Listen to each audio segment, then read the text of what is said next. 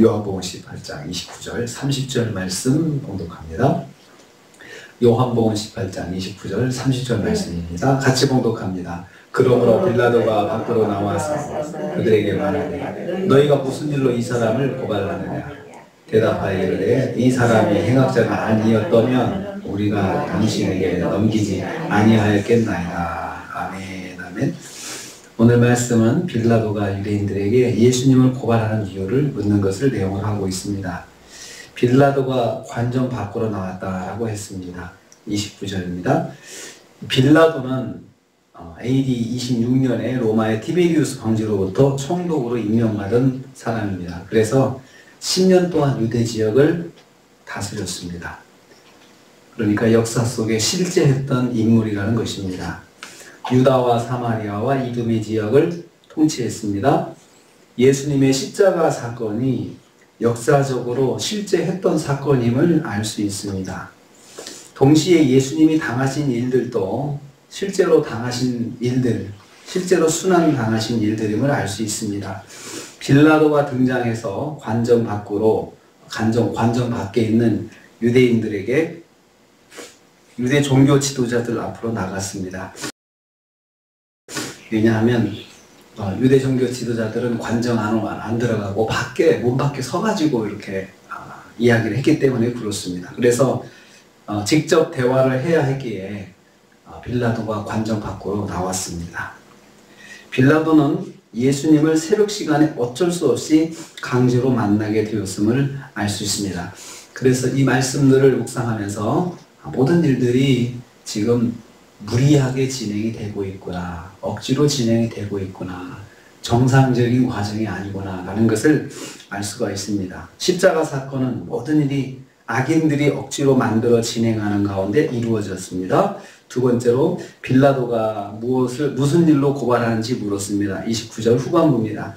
너희가 무슨 일로 이 사람을 고발하느냐라고 물었습니다.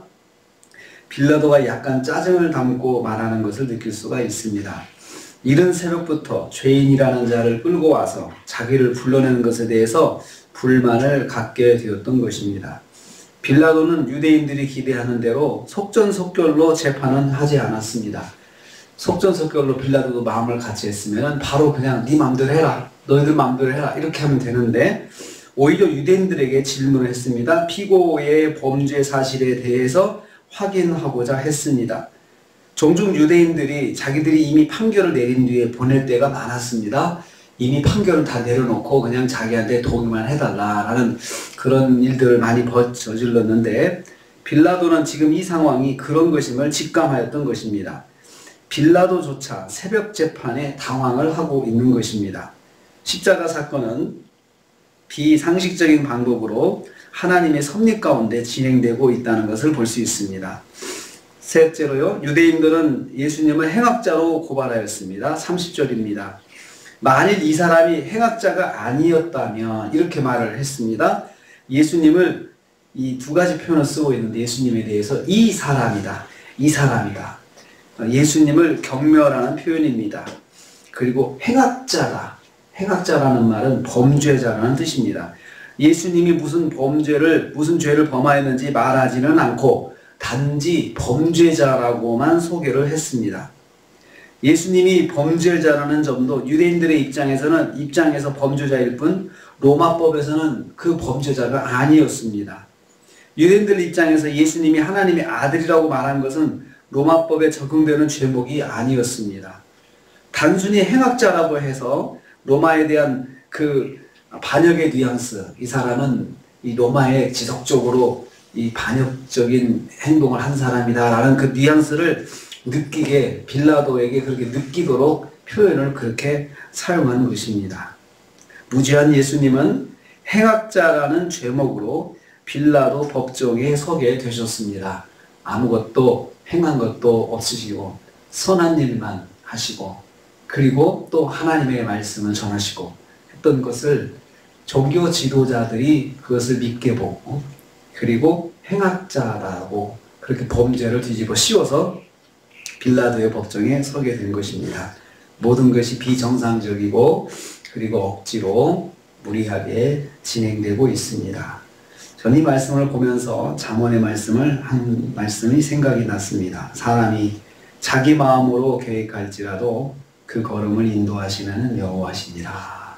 사람들이 억지로 만들어가지만 모든 것이 하나님의 계획과 섭리 가운데 있다는 것입니다. 그래서 오늘 또 우리가 이 말씀을 통해서 우리의 모든 것들이 하나님의 계획과 섭리 가운데 있다. 행여나 나에게 고통스럽고 힘든 일이 있다 하더라도 그것도 하나님의 섭리 가운데 있다라는 것을 우리는 꼭 기억하기를 원합니다. 그래서 그 모든 일들 속에서 하나님의 뜻을 물어야 됩니다. 주님의 뜻을 묻고 주님의 음성을 들어야겠습니다. 오늘 하루를 시작합니다. 하루가 하나님의 뜻과 섭리 가운데 있다는 것을 기억하시고 범사에 하나님 의지하시면서 승리하시는 하루가 되시기를 주님의 이름으로 축복합니다. 주님 감사합니다. 무슨 일로 이 사람을 고발하느냐. 빌라도도 짜증이 섞이고 당황스러워서 이렇게 재판을 진행하는 것을 봅니다. 모든 것이 유대인들이 강제로 억지로 만들어서 자기들 뜻대로 하지만 사실은 하나님의 뜻과 섭리 가운데 있는 것을 기억합니다. 아버지 하나님, 오늘도 이 말씀 통해서 우리가 깨닫습니다. 우리의 모든 일들이 하나님의 뜻과 섭리 가운데 있음을 기억합니다. 오늘 하루를 주님께 의지합니다. 저희들을 붙잡아 주시고 하나님의 뜻과 섭리를 기억하면서 범사에 아버지의 뜻을 묻는 하루가 되게 하여 주시옵소서. 예수님의 이름으로 기도하옵나이다. 아멘.